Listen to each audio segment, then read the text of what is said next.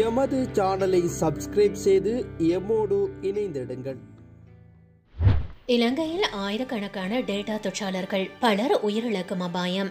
இலங்கையில் delta virus தொற்றுக்குள்ளான ஆயிரக்கணக்கான தொற்றாளர்கள் அடையாளம் காணப்பட்டுள்ளதாக சுகாதார அமைச்சின் ஊடக பேச்சாளர் வைத்தியர் ஹேமந்த ஹேரத் தெரிவித்துள்ளார். இந்நிலையில் கொரோனா வைரஸின் டெல்டா மாறுபாடு தொற்றியவர்களில் 5% ஆபத்தான நிலைக்குள்ளாக கூடும் என்றும் 2% உயிரிழக்கக்கூடும் என்றும் இலங்கை வைத்திய சங்கம் தெரிவித்துள்ளது. இன்னும் 2 வாரங்களில் இந்த நிலைமை அதிகரிக்கக்கூடும் என்று சங்கத்தின் தலைவர் பத்மா குணரத்ன தெரிவித்துள்ளார். மக்கள் அவதானமின்றி செயல்பட்டால் இந்தியாவுக்கு நேர்ந்த நிலைமை இலங்கைக்கும் ஏற்படும் என்பதில் சந்தேகமில்லை என்று அவர் குறிப்பிட்டுள்ளார். கொழும்பில் இடம்பெற்ற ஊடகவியலாளர் சந்திப்பில் கலந்து கொண்டு கருத்து வெளியிடும் போதே அவர் இவ்வாறு குறிப்பிட்டுள்ளார். அஸ்ட்ராசெனேகா தடுப்பூசி போட்டுக்கொண்டோருக்கு ராணுவ தளபதி வெளியிட்ட முக்கிய செய்தி. அஸ்ட்ராசெனேகா கொரோனா வைரஸ் தடுப்பூசி முதலாவது தடவையாக பெற்றுக் கொண்டவர்களுக்கு 2வது தடுப்பூசியாக பைசர் தடுப்பூசி இன்று முதல் வழங்கப்பட உள்ளதாக ராணுவ தளபதி சவேந்திர சில்வா தெரிவித்துள்ளார். முதலாவது தடுப்பூசியை பெற்றுக் கொண்டுள்ள 55 வயதுக்கு மேற்பட்டவர்களுக்கே முதற்கட்டமாக இன்று முதல் பைசர் தடுப்பூசி வழங்கப்பட உள்ளது. அதன்படி கொழும்பு 1 முதல் 15 வரையான பிரதேசங்களில் இன்று முதல் தடுப்பூசி வழங்கும் நடவடிக்கைகள் முன்னெடுக்கப்படும் என்று அவர் தெரிவித்துள்ளார். வகையில் நேற்று முன்தினம் 26,000 பைசர் தடுப்பூசிகள் இலங்கைக்கு கிடைத்துள்ளன. அஸ்ட்ராசெனேகா தடுப்பூசியை முதல் தடவையில் பெற்றுக் கொண்டவர்களுக்கு 2ஆம் தடுப்பூசியாக அதனை வழங்க தீர்மானித்துள்ளதாகவும் ராணுவ தளபதி தெரிவித்துள்ளார். தடுப்பூசிகள் செலுத்தும் திகதி மற்றும் நேரம் போன்ற விவரங்கள் குறுந்தகவல் மூலம் சம்பந்தப்பட்டவர்களுக்கு அனுப்பி வைக்கப்படும் என்று அவர் தெரிவித்துள்ளார். 2 மாதங்களின் பின்னர் இலங்கையின் நிலை மிக மோசமடையும், ஆபத்து அதிகரிக்கும். உலகில் அநேகமான நாடுகளே கொரோனா வைரஸின் புதிய திரிபுகள் பரவ ஆரம்பித்து 2 முதல் 3 மாத காலத்தின் பின்னரே அதன் மோசமான தாக்கங்கள் வெளிப்பட ஆரம்பித்துள்ளன. எனவே தற்போது எமது நாட்டிலும் டெல்டா வைரஸ் திரிபுகள் இனம் காணப்பட்டு வருகின்ற நிலையில் 2 மாத காலத்தின் பின்னர் இதன் தாக்கங்கள் வெளிப்பட ஆரம்பிக்கும் என்று அரசு மருத்துவ அதிகாரிகள் சங்கத்தின் செயற்குழு மற்றும் ஊடகக்குழு உறுப்பினர் வைத்திய நிபுணர் வாசன் ரட்னசிங்கம் எச்சரிக்கை விடுத்துள்ளார். அது மாத்திரமின்றி நாடு மிக மோசமான தொற்று பரவல் நெருக்கடி ஒன்றுக்கு முகம் கொடுத்திருக்கின்ற தற்போதைய சூழ்நிலையில் தொழிற்சங்க நடவடிக்கைகளில் ஈடுபடுவது என்பது ஏற்றுக்கொள்ள முடியாத விடயமாகும். அத்துடன் அரசு ஊழியர்களுக்கான கொடுப்பனவை அதிகரிப்பதற்கென ஒரு சீரான வழிமுறை உள்ளது. அதனை பின்பற்றாமல் உடனடியாக கொடுப்பனவு அதிகரிக்கப்படுமாக இருந்தால் அது ஒட்டுமொத்த அரசு சேவையிலும் குழப்பத்தை ஏற்படுத்தும் என்று அவர் மேலும் சுட்டிக்காட்டியுள்ளார். நாட்டை திறக்காவிட்டால் ஏற்படும் அபாயம். 1.5 வருடத்துக்கு மேலாக கோவிட் தாக்கத்தால் நாம் பாதிக்கப்பட்டுள்ளோம். இதன் காரணமாக எமது பொருளாதாரத்தை வீழ்ச்சியடைய வைக்க முடியாது என கிழக்கு மாகாண ஆளுநர் அனுராதா ஜெஹம்பத் தெரிவித்துள்ளார். பொருளாதாரம் பாதிக்கும், ஆனால் முதலாவது பாதிக்கப்படுவது பொதுமக்கள். ஆகவே மக்கள் பாதிக்கவிடக்கூடாது எனவும் அவர் குறிப்பிட்டுள்ளார். நேற்று மட்டக்களப்பில் இடம்பெற்ற நிகழ்வொன்றில் கருத்து தெரிவிக்கும் போதே அவர் இவ்வாறு தெரிவித்துள்ளார். அவர் மேலும் தெரிவிக்கையில், மிக விரைவில் நாட்டை திறக்க வேண்டும். திறந்தால்தான் மக்களுடைய வாழ்வாதாரமும் பொருளாதாரமும் உயர்வடையும். அரசாங்கம் சில இடங்களை தனிமைப்படுத்தினால் மக்கள் ஒத்துழைப்பு வழங்குவதுடன் அவர்கள் தெளிவடைய வேண்டும். தொற்று அதிகரித்தால் நாங்கள் தான் பொறுப்பாளி. சுகாதார நடைமுறையை பேணாமல் வீதியோரங்களில் சுற்றி அலைந்தால் கோவிட் தொற்று விகிதத்தை நிறுத்த முடியாது. ஆகவே இந்த விடயத்தில் மக்களும் தங்களுடைய பொருளாதாரத்தை வளர்ப்பதற்கு முயற்சி எடுக்க வேண்டும். முயற்சி எடுக்காத பட்சத்தில் நாங்கள் இந்த வீழ்ச்சியிலிருந்து மீள முடியாத ஒரு நிலை உருவாக்க வாய்ப்பிருக்கிறது என்று கிழக்கு மாகாண ஆளுநர் குறிப்பிட்டுள்ளார். சீன கொடியுடன் இலங்கை காசு வெளியீடு.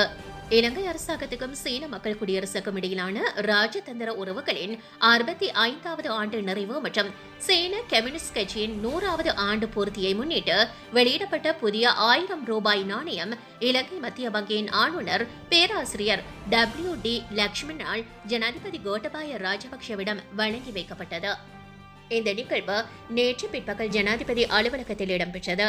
இந்த நினைவு நாணயமானது 2 நாடுகளுக்கும் இடையிலான நீண்டகால நட்புறவு மற்றும் பரஸ்பர உறவுகளுக்கான விசேட கௌரவமாக வெளியிட்டு வைக்கப்பட்டது.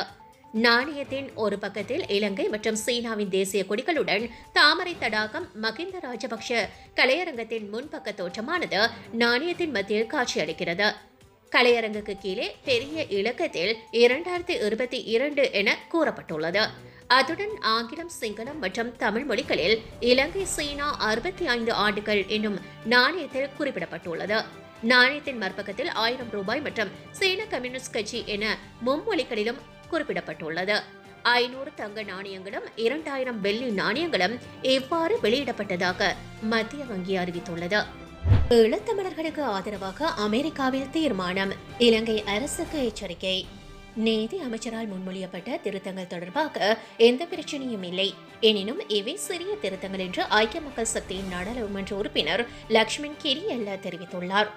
நாடாளுமன்றில் நேற்று இடம்பெற்ற சபை ஒத்திவைப்பு வேலை விவாதத்தின் போதே அவர் இவ்வாறு குறிப்பிட்டுள்ளார். தொடர்ந்தும் கருத்து வெளியிட்ட அவர், 20வது திருத்தச் சட்டத்தின் ஊடாக அனைத்து அதிகாரங்களும் ஜனாதிபதியிடம் வழங்கப்பட்டுள்ளது. இந்நிலையில் நீதிமன்றம் உள்ளிட்டவற்றின் சுயாதீனம் குறித்து விவாதிப்பதில் அர்த்தம் எதுவும் கிடையாது. 19ஆம் திருத்தச் சட்டத்தின் ஊடாக நாங்கள் நீதிமன்றத்தை பலப்படுத்தினோம், சுயாதீன ஆணைக்குழுக்களை ஏற்படுத்தினோம். எனினும் தற்போதைய அரசாங்கம் இதனை இல்லாமல் செய்துள்ளது.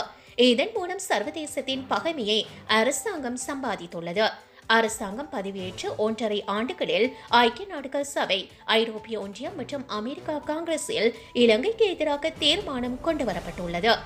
அமெரிக்காவில் காங்கிரஸில் கொண்டுவரப்பட்டுள்ள தீர்மானம் குறித்து இங்குள்ள பலருக்கு தெரியாது. வடக்கு கிழக்கு மாகாணங்களை தமிழர்களின் பூர்வீக நிலமாக அங்கீகரிக்க வேண்டும் என அந்த தீர்மானத்தில் கூறப்பட்டுள்ளது. இஸ்ரேல் எனும் நாடு இவ்வாறுதான் உருவானது.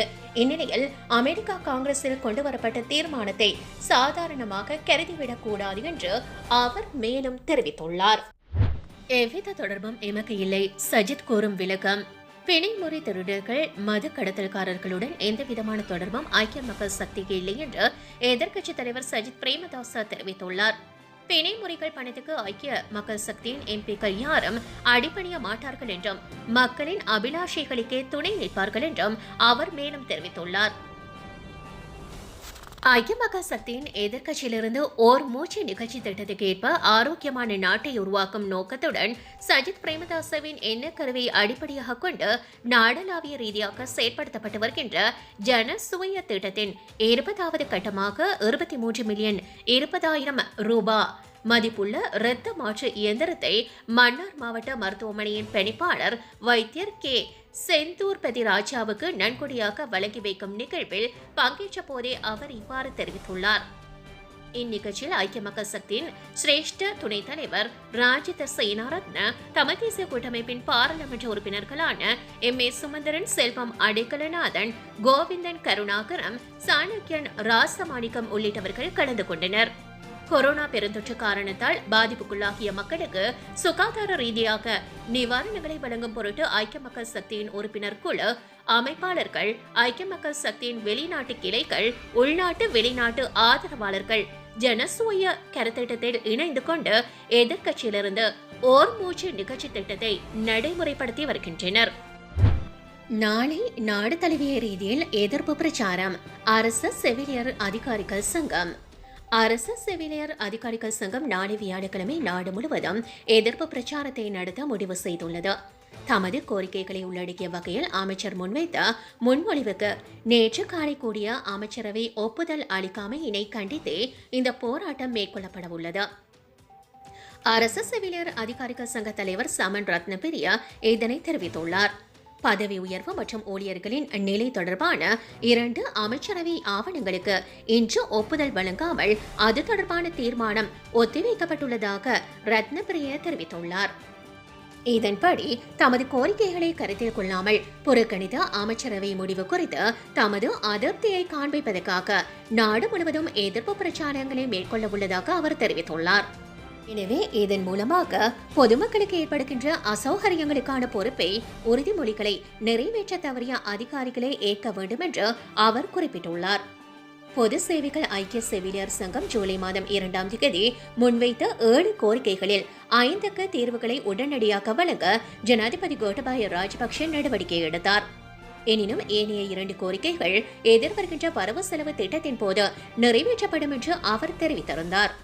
இருப்பினும் வாக்குறுதிகளை நம்ப முடியாது என தெரிவித்திருந்த அரசு செவிலியர் சங்கம் குறித்த 2 கோரிக்கைகளையும் நேற்று கூடிய அமைச்சரவை அங்கீகரிக்க வேண்டும், இல்லையேல் தமது போராட்டம் தொடரும் என அறிவித்திருந்தமை குறிப்பிடத்தக்கது.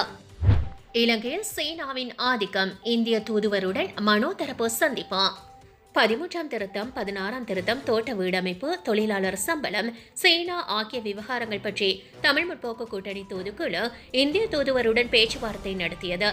தமிழ் முற்போக்கு கூட்டணி தலைவர் மனோ கணேசன் தலைமையிலான குழுவினர் இந்திய தூதுவர் கோபால் பக்லே, துணை தூதுவர் வினோத் ஜேக்கப், அரசியல் செயலாளர் பானு பிரகாஷ் உள்ளிட்ட இந்திய தரப்பை நேற்று அவருடைய இல்லத்தில் சந்தித்தனர். இது தொடர்பில் கூட்டணி தலைவர் மனோ கணேசன் கூறியுள்ளதாவது, இந்தியா இலங்கை ஒப்பந்தத்தின் குழந்தைகள்தான் 13ஆம் திருத்தம், 16ஆம் திருத்தம் என்பவையாகும். இன்று இந்த இரண்டையும் இலங்கை அரசு கைவிட்டுவிட்டது. 13ஆம் திருத்தம் மூலம் உருவாக்கப்பட்ட மாகாண சபை தேர்தல்களை இலங்கை அரசு ஒத்திவைத்துவிட்டது. அதேவேளை மாகாண சபைகளுக்கு உரிய பாடசாலைகளையும் வைத்தியசாலைகளையும் மத்திய அரசின் நிர்வாகத்துக்குள்ளே சட்டவிரோதமாக சுவீகரித்துக் கொண்டுள்ளது. 16ஆம் திருத்தம் மூலமாகத்தான் தமிழ் மொழிக்கு நிர்வாக மொழி, கல்வி மொழி, மக்கள் சபை மொழி, சட்டவாக்க மொழி, நீதிமன்ற மொழி என்ற சட்ட அந்தஸ்துகள் கிடைத்தன. இவற்றுக்கும் இந்தியாதான் காரணமாக அமைந்தது. ஆகவே 13ஐ பற்றி பேசுகின்ற போது இந்திய அரசு 16ஐ பற்றியும் இலங்கை அரசுடன் பேச வேண்டும். ஏனென்றால் அதிகார பரவலாக்கலை மட்டுமல்ல, இன்று மொழி உரிமையையும் இந்த அரசு பறித்துக் கொண்டு வருகிறது. நான் அமைச்சராக இருந்தபோது ஆரம்பித்த 2ஆம் மொழி பயிற்றுநர்களுக்கு பயிற்சி அளித்து உருவாக்கும் திட்டத்தை இந்த அரசு நிறுத்திவிட்டது. அதேபோல இந்திய பிரதமர் எமது அழைப்பை ஏற்றி மலையகம் வந்து வழங்கிய 10,000 வீட்டு திட்டமும் இன்னும் ஆரம்பிக்கப்படவில்லை. இலங்கை அரசு இதனை தாமதம் செய்து வருகிறது. இதுவும் இந்திய அரசுக்கும் புதிய கிராமங்கள் தோட்ட உட்கட்டமைப்பு அமைச்சுக்கும் நமது ஆட்சியில் செய்யப்பட்ட ஒப்பந்தத்தின் அடிப்படையில் ஆரம்பிக்கப்பட்ட திட்டமாகும். புலம்பெயர் தமிழ் அமைப்புகளால் ஏற்பட்டுள்ள ஆபத்து, அச்சம் வெளியிட்டுள்ள இலங்கை அமைச்சர். புலம்பெயர் தமிழ் அமைப்புகள் வெளிநாடுகளிலிருந்து செய்கின்ற பொய் பிரச்சாரங்கள் காரணமாக அந்தந்த நாடுகளில் வாழுகின்ற சிங்களவர்களுக்கு அச்சுறுத்தல் நிலையொன்று உருவாக்கியுள்ளதாக அரசாங்கம் தெரிவித்துள்ளது.